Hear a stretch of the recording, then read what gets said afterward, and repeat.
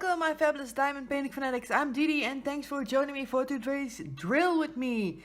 And today's drill with me is gonna be part 3 of me covering the laws of the House of God by Samuel Shem. The book based upon so many jokes in the hospital, and we're gonna work on the gorgeous elephant today. I'm loving it. And I know last week we did a little detour. I talked about my weeks and my plans, and I'm gonna give you a little update since I did freeze my butt off on King's Day. And for those of you who don't know what King's Day is our Dutch national holiday in which we celebrate the birthday of our king, in which we all wear orange and stuff.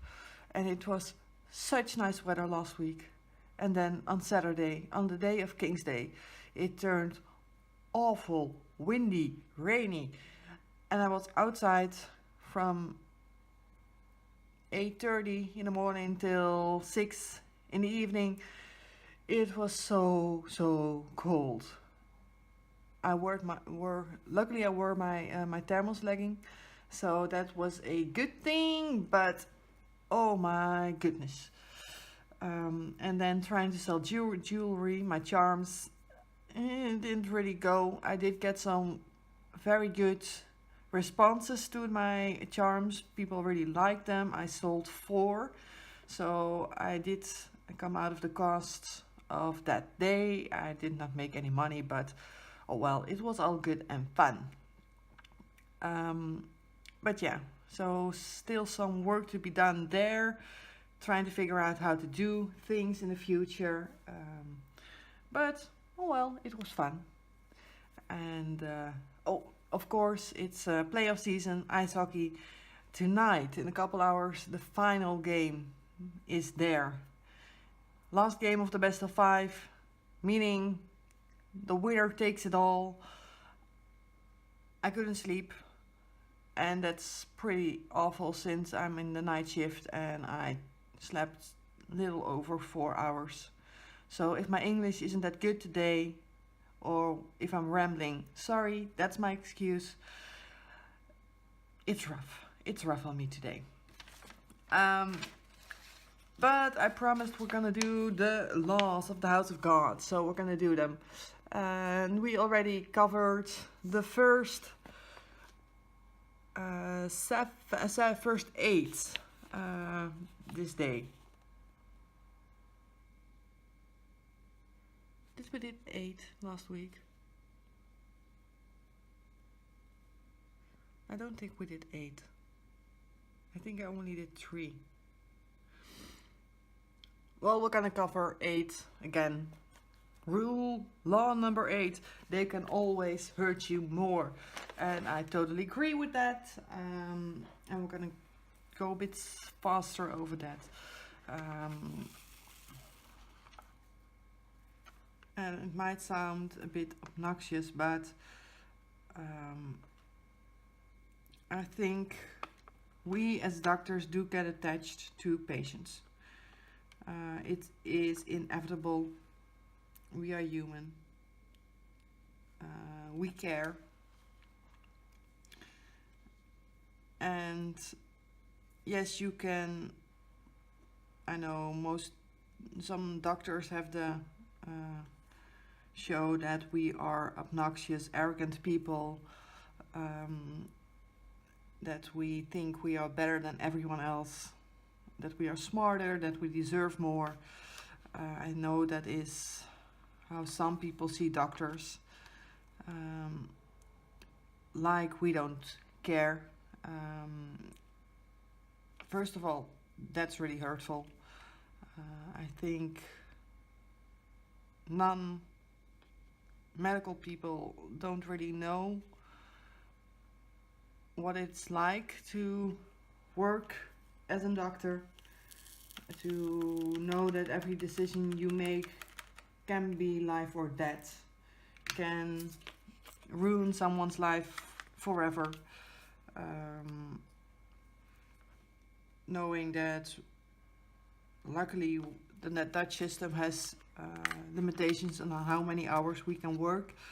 but that we put in our entire life in hospital. It isn't just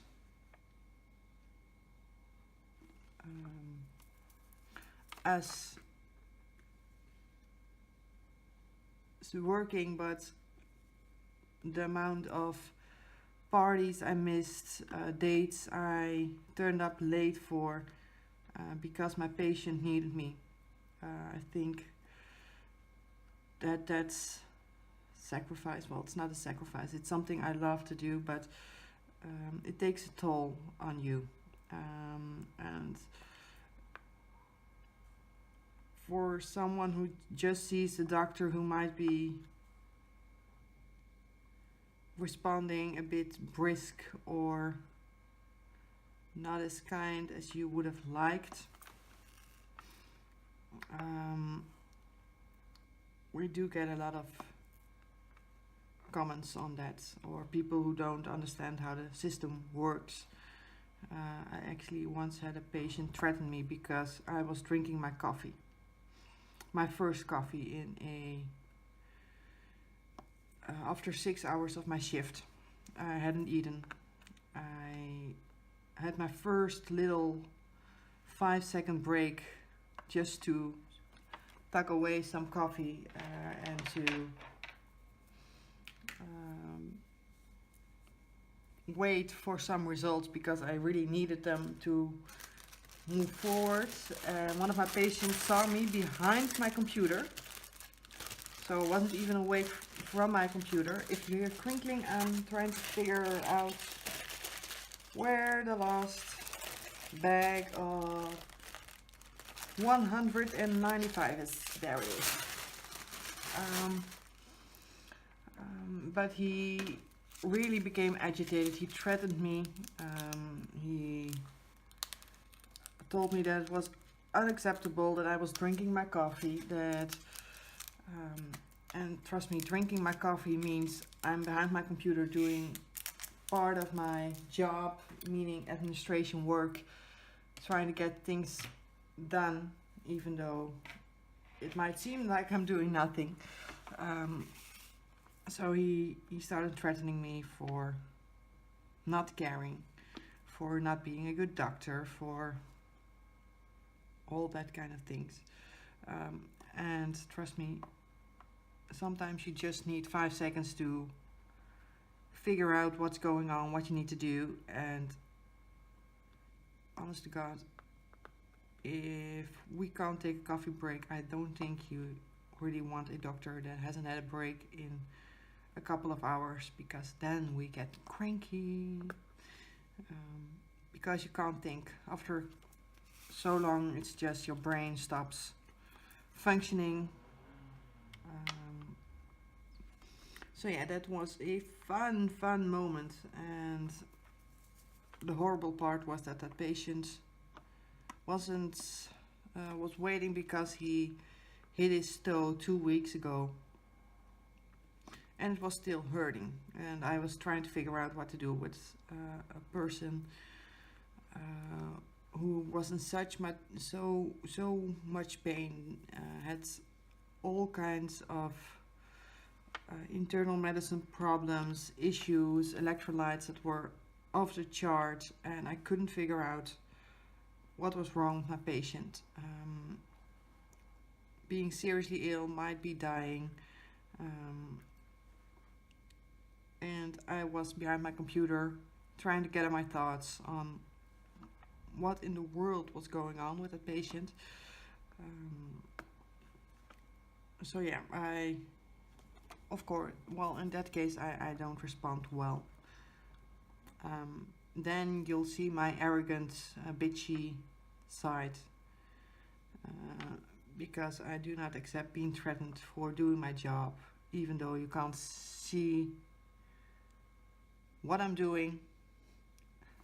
I do need my break, and I do need to gather my thoughts sometimes. So I think I was a bit bitchy, and I must admit I made the patient wait a bit longer. Since it wasn't life-threatening, I could see someone else with a minor injury first, so I did that.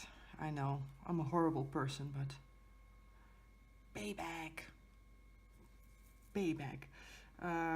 But yeah, trying to go in there straight-faced and then getting all the crap again. Yeah, it wasn't fun. So it was, I think that in that way patients can hurt you more. I think they tend to feel like you owe them a lot of things. Even though we work our butts off every single minute that we're in the hospital. We hardly ever stop.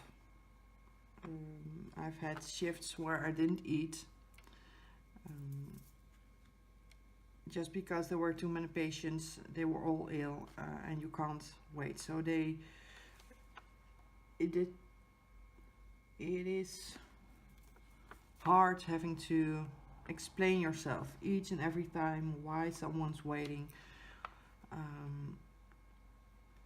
And it became a running joke because my first answer is always, well, sorry, this hospital still hasn't found his cloning machine and I can't be in two places at once. It's impossible.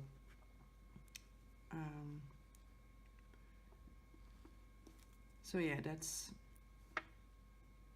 something we have to deal with on a daily basis.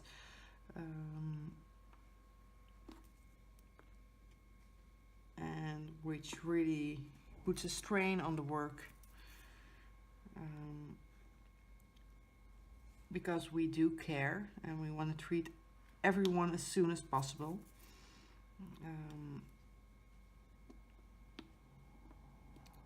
And we do get attached, and we do know that the decisions we make can have major impact on someone. And trust me when I say that thinking that you might have done something that caused the patient harm, even though you did everything you could, you worked by the protocol. When I lose a patient in a manner that the only thing I can think is, what if I did this? What if I did that? Would it have made a difference?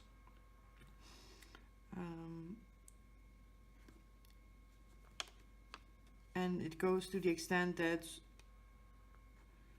I think at my current workplace there are several doctors with a burnout. Just because it's sometimes hard to let go.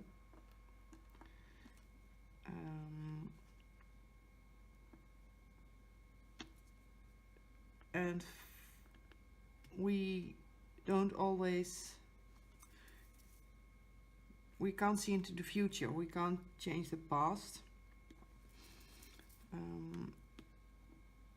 And just so your patient, you can hurt your patient, but they can sometimes definitely hurt you.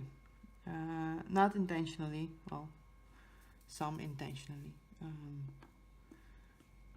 We do get the drunk, intoxicated people who are aggressive, who we need to help, who start spitting, biting, shoving, hitting us.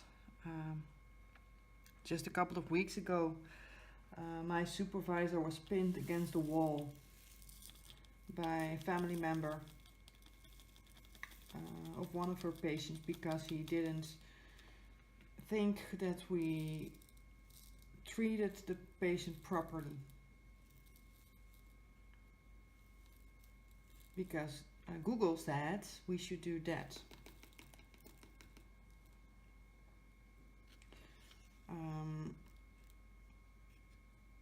And And when they're in that state, there's no arguing with someone.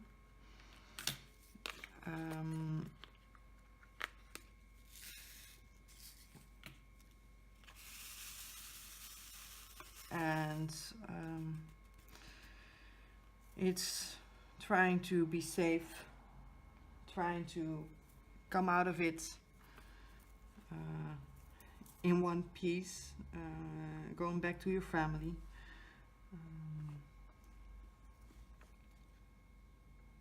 Because that's how threatening things can get.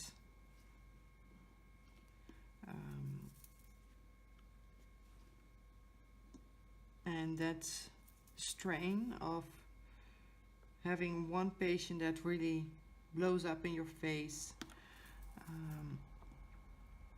having to go into a patient's room afterwards knowing that you're in there alone. You close the door for your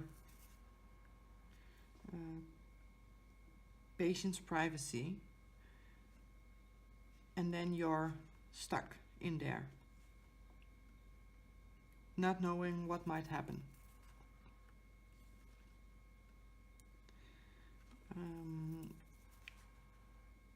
What someone can do to you. That I think I'm lucky that I've only been threatened verbally. I've never been actually pinned down or assaulted.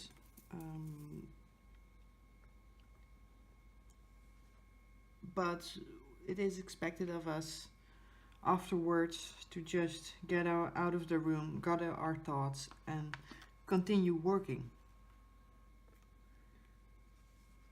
Go back to the next patient, see them, treat them, trying to think clearly, which I think you can all imagine is pretty hard when you've just been assaulted.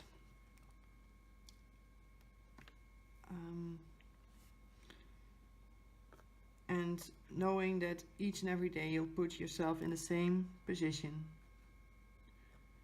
trying to help someone in need, but also knowing that you're extremely vulnerable in there.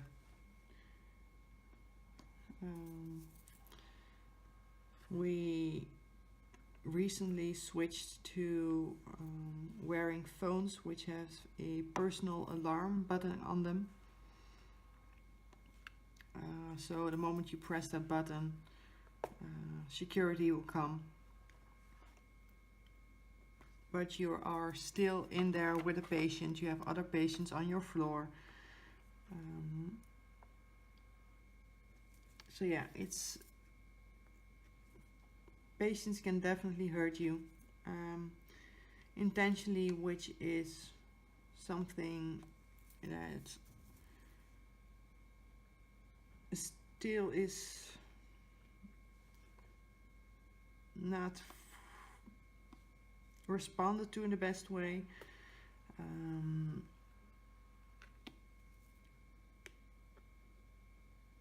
Hardly anything like that goes to court.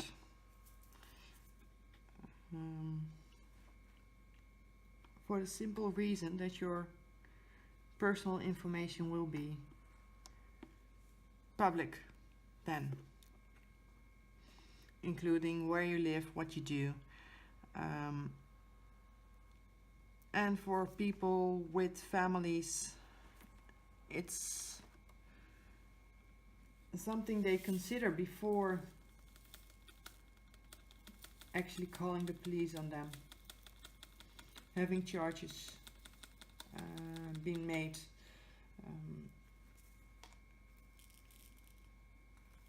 It is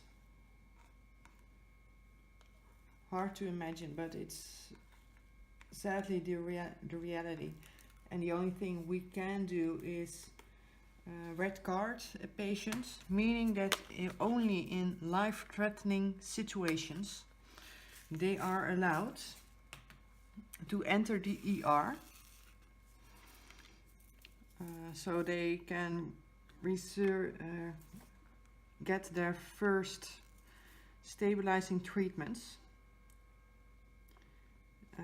but they won't be admitted in our hospital, so they will be transferred out of the hospital after being stabilized.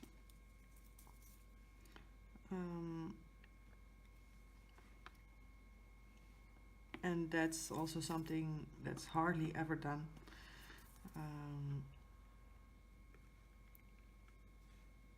One of the patients that threatened me did get a red card because he also threatened nurses, my boss, some other medical staff. So yeah, he was only allowed into the ER with life-threatening injuries, and he would never be admitted to the hospital. And trust me, it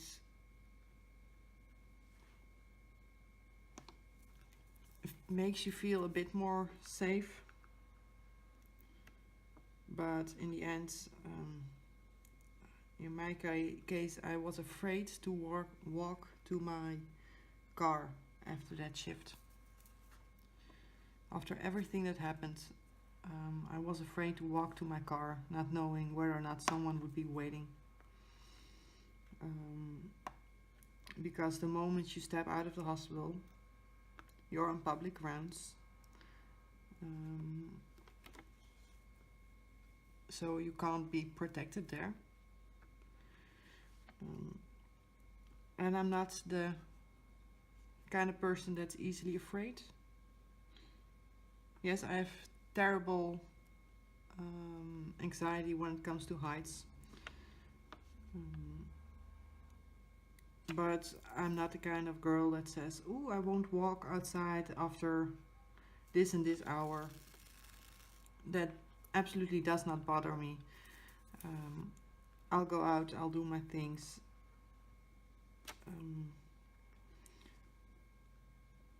And do just about anything.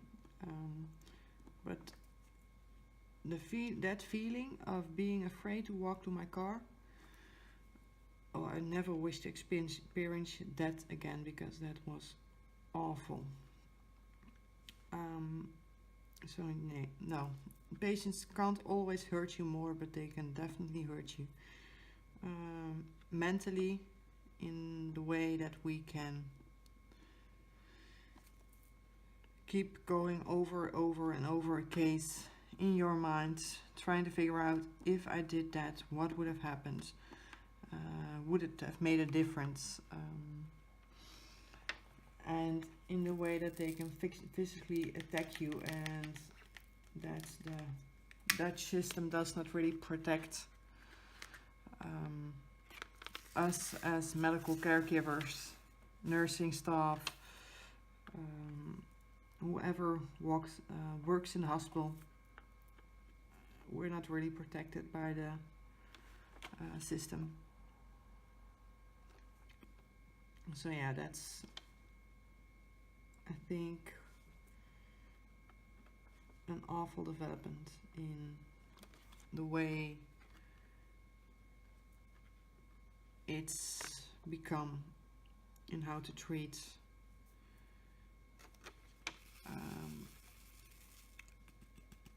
patients. It's always something to consider your own safety first, and then think of your patient. And trust me, I don't want to work like that. I want to help whomever walks into my ER, hospital. That's why I became a doctor, not thinking about whether or not the situation might be safe for you or for your nursing staff.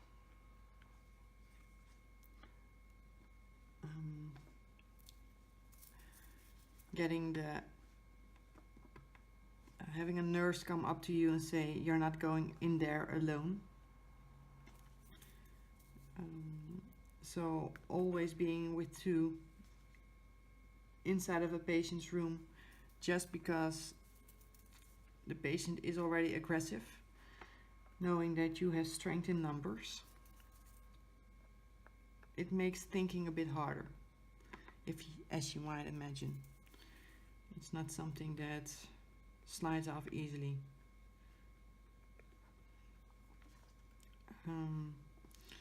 So yeah, I'm not totally agreeing with the law, but I am, yeah, I think it holds some truth. It doesn't hold truth in the way it's pronounced in the book, that you suffer more than your patient, but yes, definitely we get hurt a lot in the hospital. Rule number 9, the only good admission is a dead admission. Yeah, I definitely do not agree with that. Simply because I'm not there to treat dead people. I'm trying to keep them from dying. Or at least, if that is inevitable, because sometimes that's just the case, that will make the death of that patient as painless as possible. So not to prolong the suffering, but to have them die in peace and quiet and with their loved ones. So yeah, the only good admission is a dead admission. I definitely do not agree with that statement. So that was an easy one. Number 10, it's actually quite funny. If you don't take a temperature, you can't find a fever. Definitely true.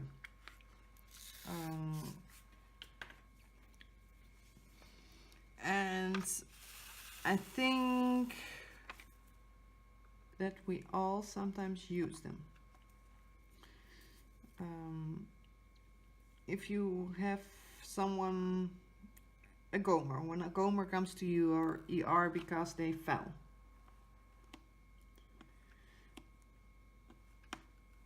and they tell you they just tripped over something, but you know they're lying, because trust me, we know when you're lying. You just feel it when someone is not telling you the whole truth about what happened.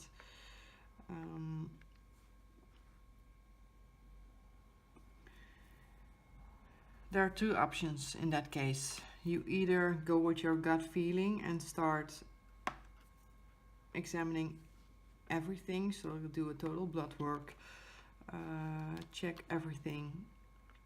And in the case of a gomer, it means that you'll probably find 7 or 8 problems that you need to fix,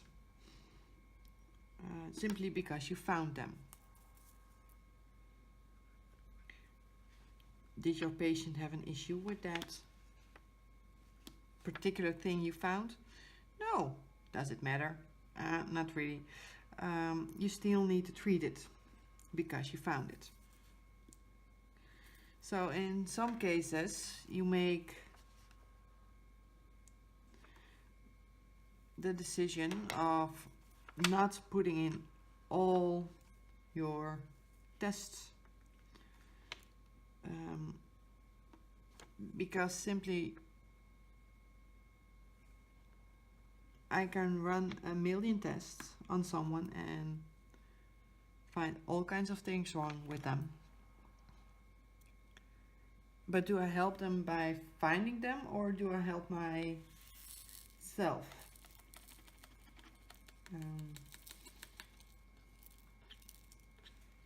So yeah, we sometimes accept that we're not doing all the work simply because the patient doesn't have an issue at that point.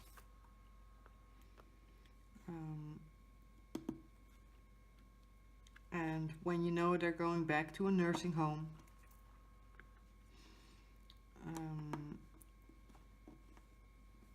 you'll just let it be and see what happens. And 9 out of 10 times, all the things you find are things the patient would never have complained about. They don't feel better because you found and treated that issue, which might sound very odd, I know. But do you really want to give a elderly person all kinds of medication just because you found something?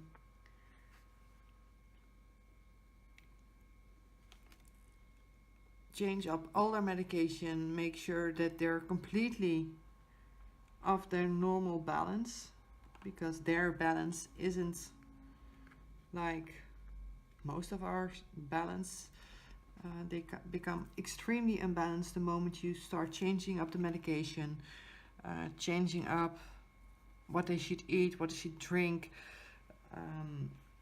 and you'll actually do them more harm by finding everything.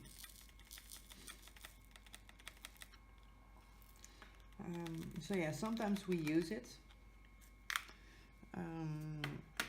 Sometimes I hate it when doctors do that to get a patient admitted or seen in the ER. Because I did have cases where a general practitioner would call me and tell me, well, yeah, this patient has a sore stomach and he has a fever and his pulse is racing. All right, my first response would be, oh, tell me about the stomach ache. Listening. All right. And you said he has a fever. What is the temperature? Yeah, I didn't take the temperature, but I just know he has a fever.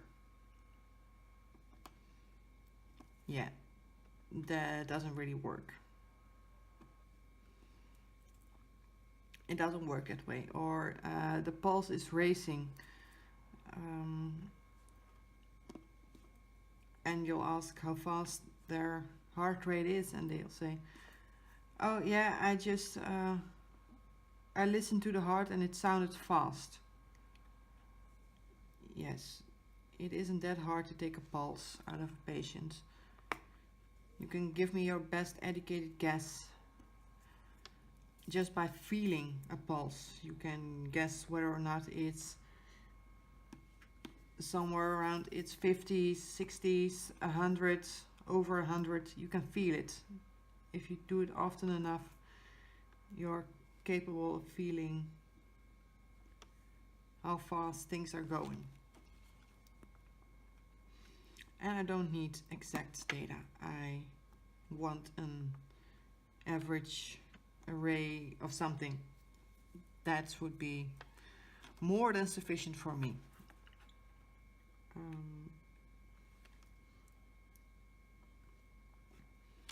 So yeah, you can't treat what you didn't find, and sometimes you will make the decision not to find everything you know that might be wrong with someone. And in this case, if I have an elderly and I test their cholesterol, it's definitely gonna be high. But if that patient is 93, giving them the medication for their high cholesterol is not gonna change anything. They're just gonna experience all the horrible side effects of the medication, the cramps, the efforts of having to take another pill in the morning, because sometimes, trust me, it looks like they have an entire meal in the morning just by their medication. So yeah, you make the best guess in what way you can help your patient without overdoing it.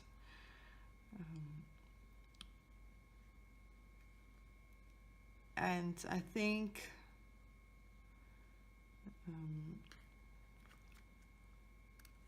you sometimes just need to go with that. And message the GP and tell them, well, you might want to check this or this in a couple of weeks, because all the things you're gonna find, they're not life-threatening. So have them do a little blood work in the GP's office. Have them take the blood pressure again to see whether or not your sky-high results from the ER, which in most patients is due to anxiety, due to pain, due to all kinds of issues. Unless it's in the danger zone, I'm not gonna treat a high blood pressure in my ER, simply because it's not normal circumstance. Blood pressure should be taken under normal circumstances, because otherwise you'll definitely treat all kinds of people for high blood pressure, with the result that the moment they get home and the anxiety is done, they have low blood pressure due to your medication, and they start falling again, and they come into your ER, and you can do the entire thing over and over and over. So yeah, we'll make the best guess at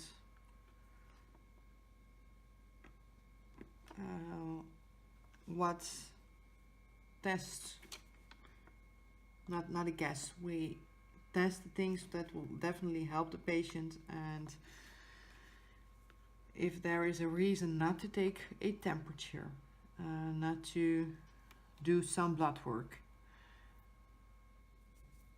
and it's not going to hurt your patient, don't do it. Don't run all those tests, because you need to, the moment you find it, you need to fix it, or you need to do more tests. And as a little case I had a couple of years ago, I had a patient, she fell, she had chronic lung disease, so being flat on her back, because she fell down, she had a broken hip, yes, she had a little shortness of breath. I wasn't surprised by that, it's something you expect. But one of my nurses by accident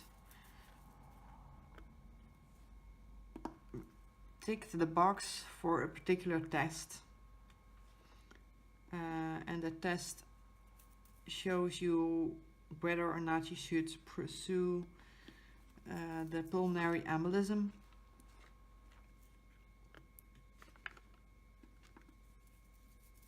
And pulmonary embolism is something you can die of.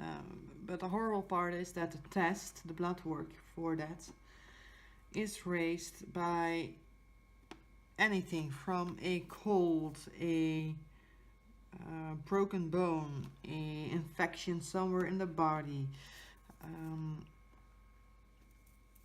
So you have a lot of positive tests.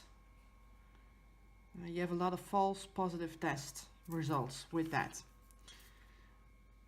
And so my patient fell. By accident the box was ticked, so I did get my result, and having a broken hip, of course it was elevated. And because of her lung disease, she did experience some shortness of breath, which could also be a symptom of a pulmonary embolism.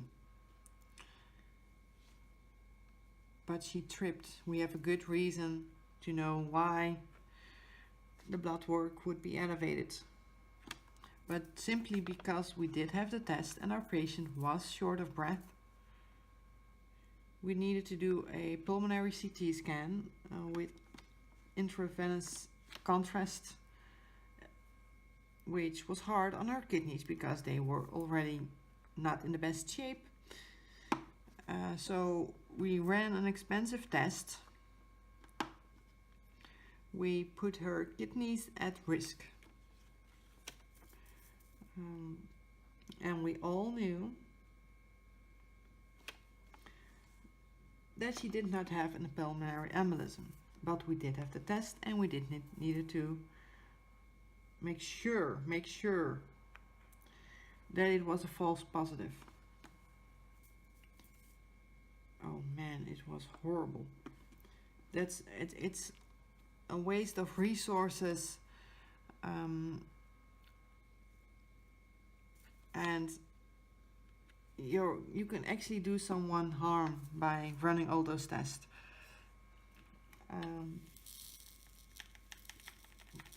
So yeah, that's in that light you should see my answer. Sometimes you can only do harm by finding things, and not finding them is not going to hurt your patient. So yes, if you don't take a temperature, you can't find a fever. But if your patient comes in with a broken bone, I do not need to find the fever. I do not need to find it. It will figure it out itself, and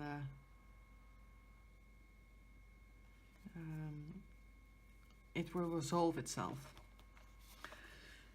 So on to our next law. Show me a BMS who only triples my work, and I will kiss his feet. And then we're gonna go to the glossary, and we'll see that BMS is best medical school, and a BMS student is a student from the best medical school.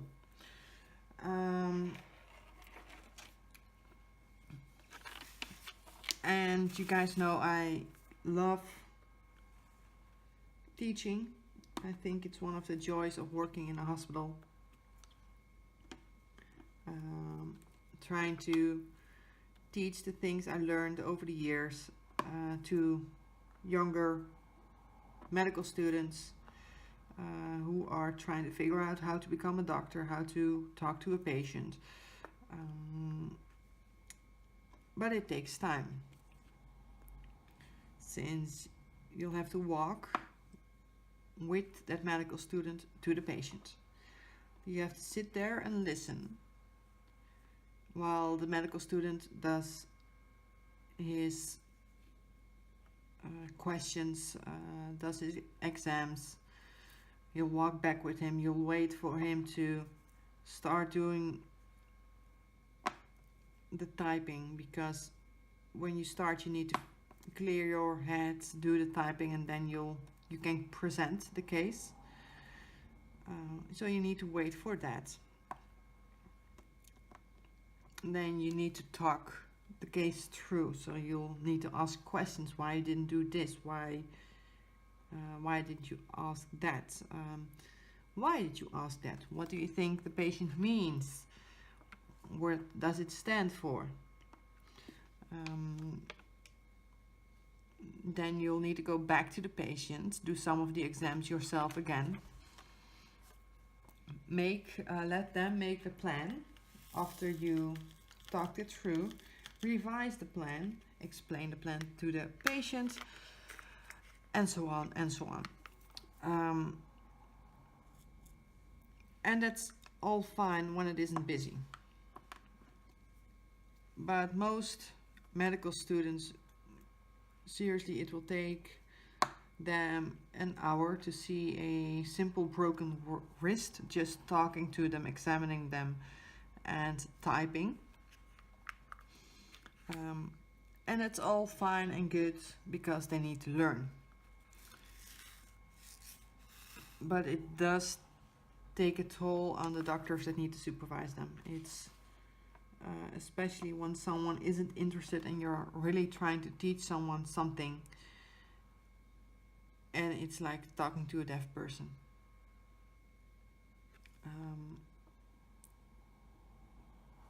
And you spend hours of your time trying to teach someone something,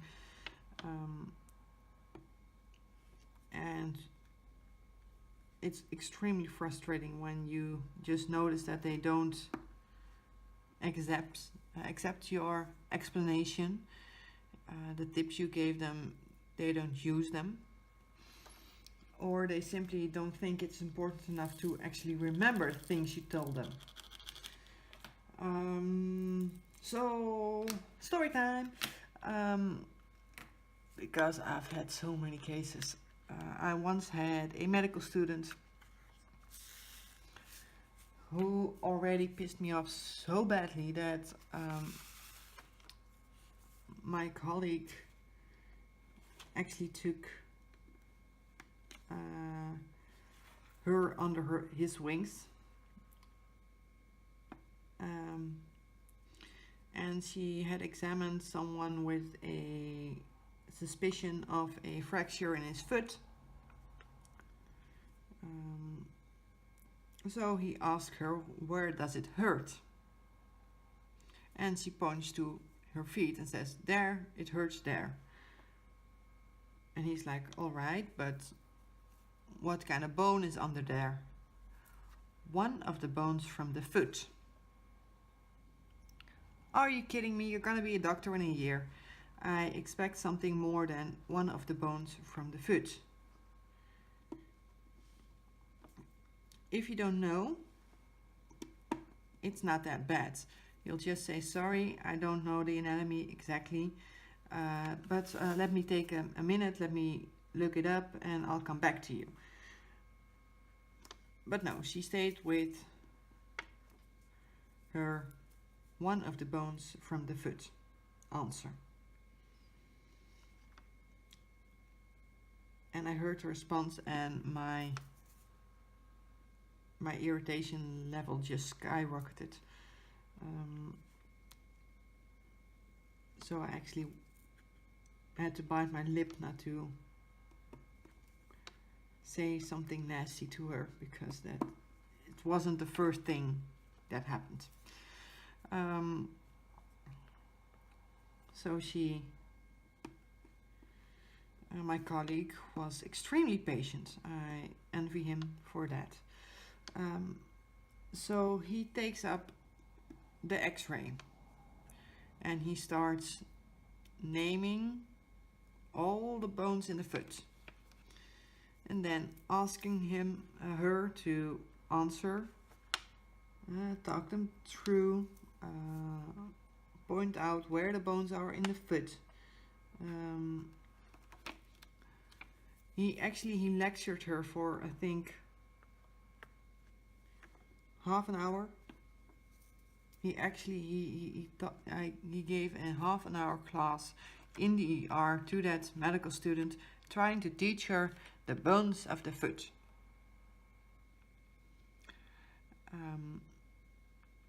So he was done and he asked her, so where does it hurt? Going back to the first question he asked her. And her response, after having, there are approximately 5 metacarpals for, let's say 12 bones in the foot. Having had a half-hour lecture on those bones, he asked her,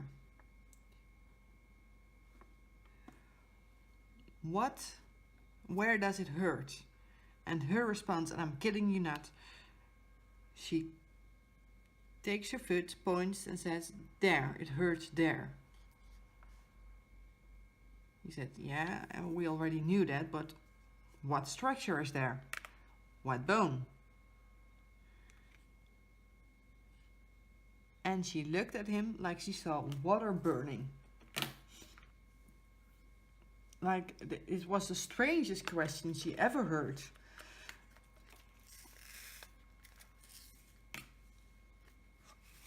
Yeah.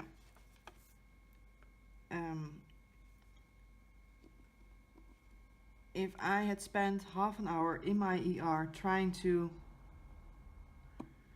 lecture a student on the bones in the foot, because you're trying to be nice and trying to teach them something, and oh well. And they, after you've done your lecture and you explained everything, and their response is exactly the same as a half hour before, oh my god, they would have had a bad day, because that's just unacceptable. That's just not.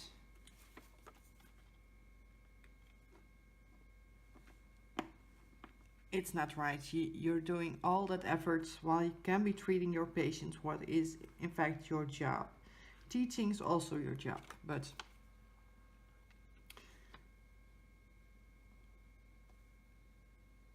I would have bitten her head off. She would have been sure not to come near me for the next half day, because oh my god, I would have been so upset. And his response, I still envy him for his response, was, well, that's kind of disappointing. He did write her down. She did fail that internship.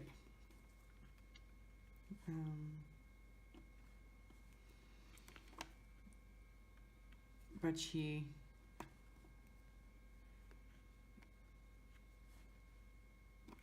oh, it was horrible. It was just horrible.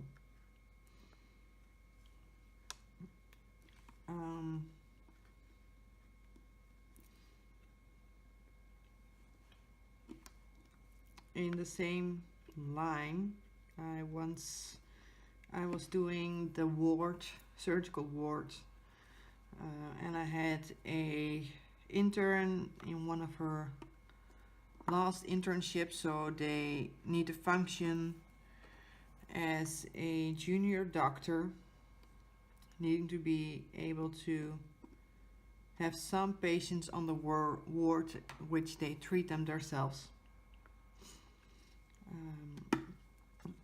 And on the end of each day, I'll go over her, sit with her, and I would talk about the cases that would be admitted, that would come back from surgery in the rooms she had under her.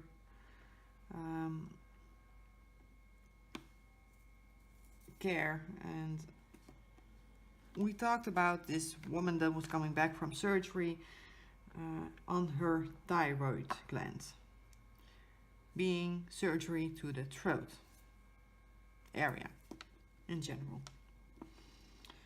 And we talked about it, and she was gonna dive into that surgery, and that was gonna be her case for the next day, because she only had one case. So the next morning, I'm halfway through my first cup of coffee. And I'm asking her, all right, so we talked about the case yesterday. So tell me, what are you gonna check with your patient? What things you should not miss? So I was looking for signs of hypocalcemia, a hoarse voice, things like that. And her response was, I'm gonna search for a leak. And I was like, you're gonna search for a leak.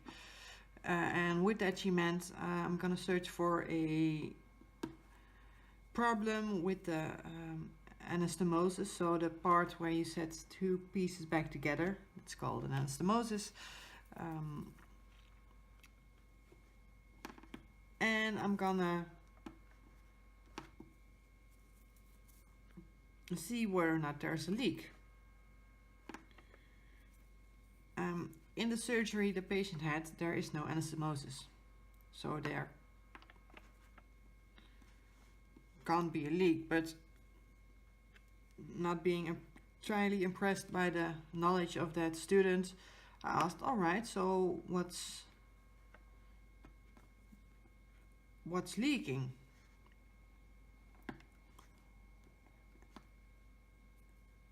And I'm kidding you not.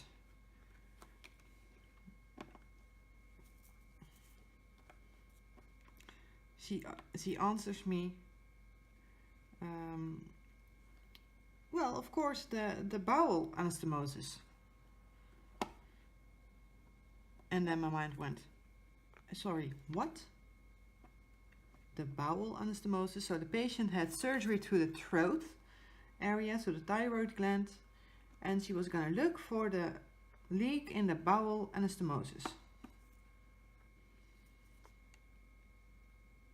So I asked her, you're searching for the leak in the patient with the thyroidectomy? And she says, yes. And I couldn't believe my eyes. So my second response was, in the thyroidectomy? And she's like, yes. Well, I kind of exploded. I specifically gave her the instructions to read up on her patient because she had been slacking on her other cases. And that was real upsetting because it almost hurt someone just because she thought she knew what she was doing, and she did it. I'm fine if you don't know it. Just tell me, I'll explain it. But don't kill my patients because you think you know what you're doing.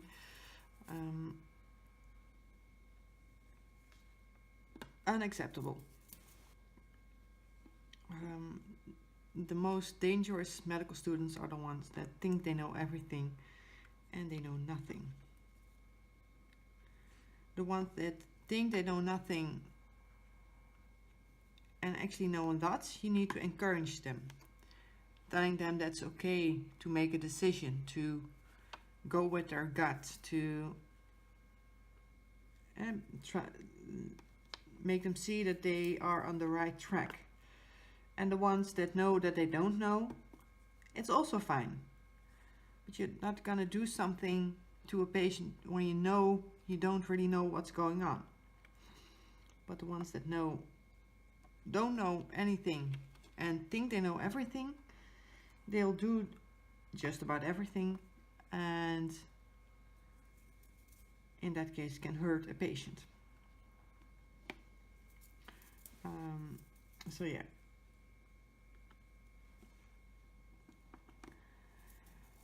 I exploded that morning. I said, there is no anastomosis in a thyroidectomy, because definitely not one of the bowel, because a thyroidectomy is surgery to the thyroid gland in the throat. There is no bowel there.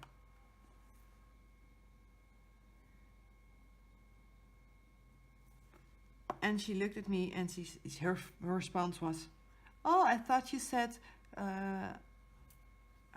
hemicolectomy, meaning a partial removal of the large intestine.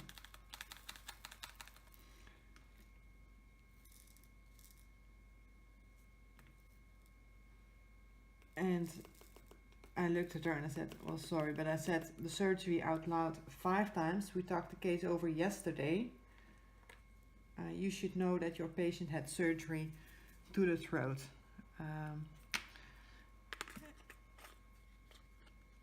And she said, no, we talked about a hemicolectomy yesterday.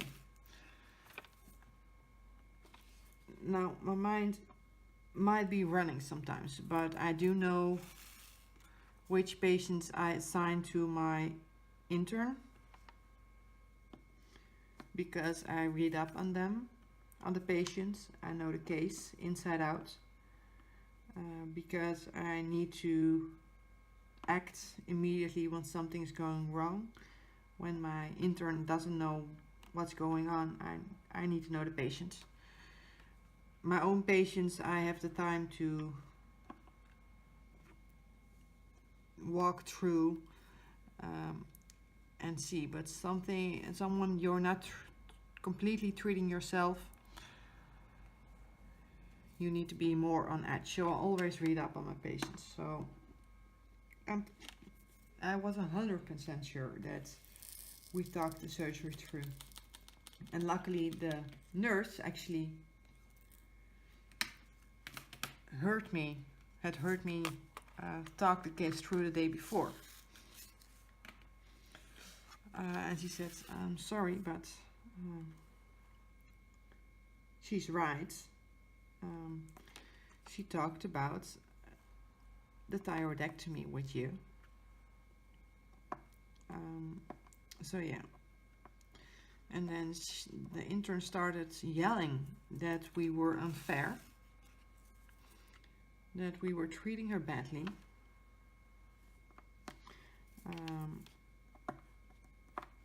And I said, well, I'm not gonna have this discussion with you right now.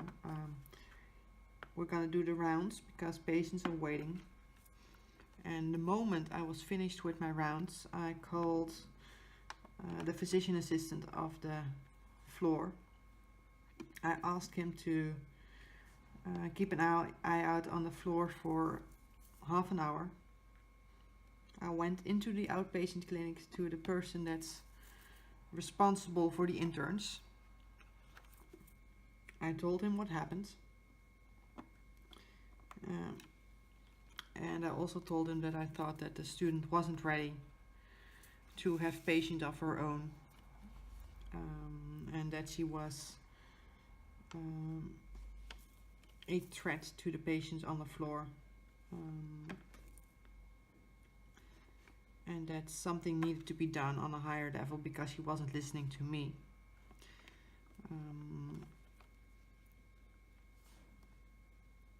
And he looked at me and he was like,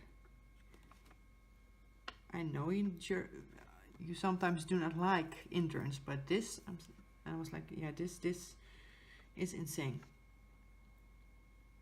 And I wouldn't have walked there and talked to my supervisor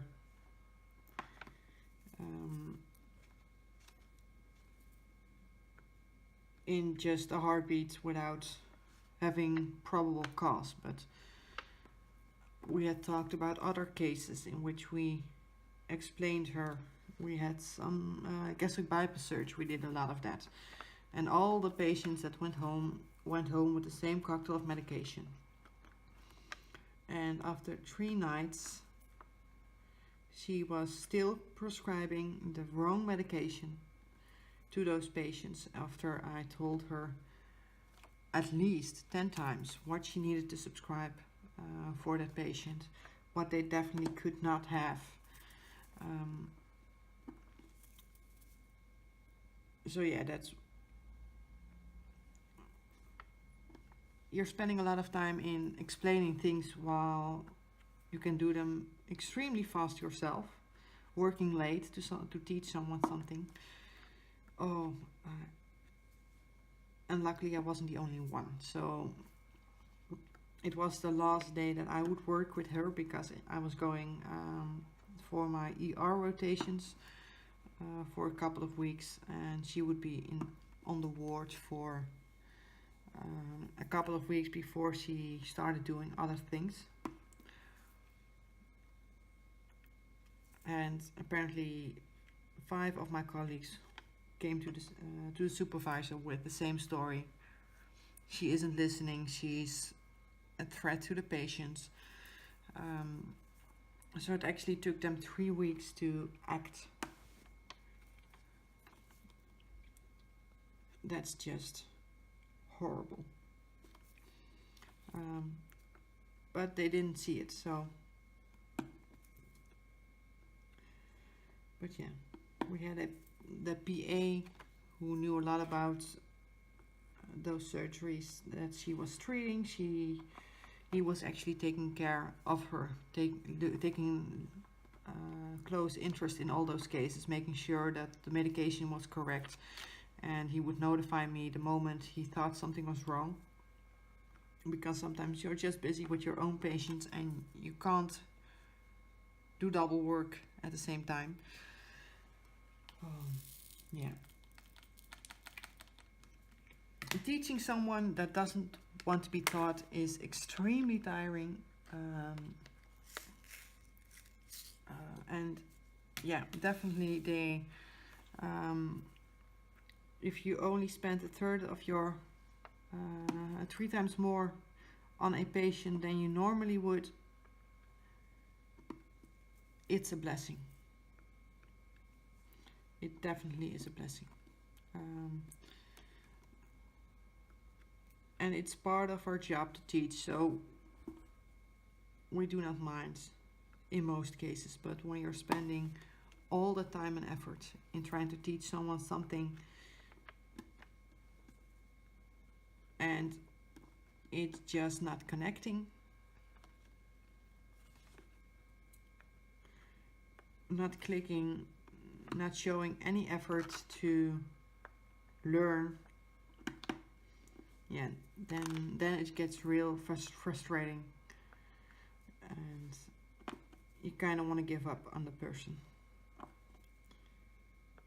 I know, giving up on someone isn't nice, but trust me, I also like my spare time, and spending hours in the hospital that do not get paid to teach someone something that definitely does not want to learn anything.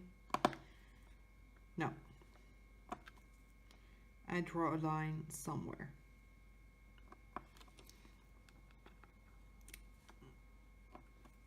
So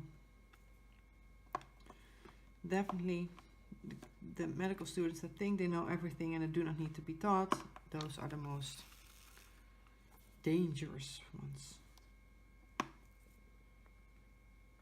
The medical students that think that they are better than the nursing staff,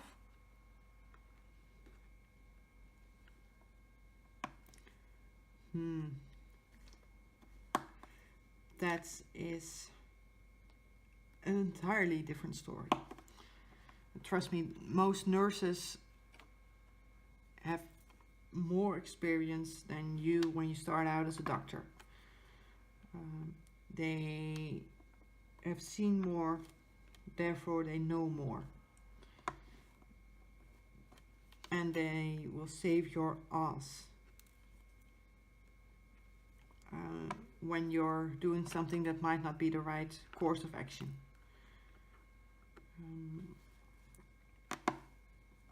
So respect them, learn from them. And I've had medical students walking in, not telling the nursing staff who they are, and start barking orders in a way that even I would not talk to my nursing staff. The only way I would talk to a nursing staff in that manner is in a life or death situation, because then there's no time for politeness, then it's time for action, and then we're just gonna do things and I'll be nice afterwards. But yeah, I can't remember how many medical students I wrote down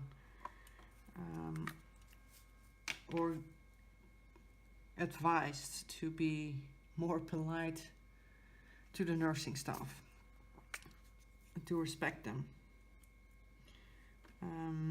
Day one, they always got that my same lecture, that they needed to respect the nursing staff, that they needed to know that they were there to learn, but the nursing staff actually could teach them a lot. So respect the nurses and your life will be a lot better in a hospital. And some of them actually listened. And the ones that listened became the best interns we had. So, yeah. Rambling for over an hour. Wow. That's been a long time. And I was actually trying to get through all the laws of the House of God today. But we still have 2 more to go. So we're gonna save those for later dates. I'm gonna edit this video somewhere in between my night shift and do my taxes. Upload it. You guys will see it tomorrow. I would like to thank you for listening. Thank you for staying with me through this entire hour. Let me know down below what your thoughts are on some of the things we talked about. I'm definitely interested to learn and hear what you guys think about the subjects we passed today. And as always, I'll see you in my next video. Happy trading!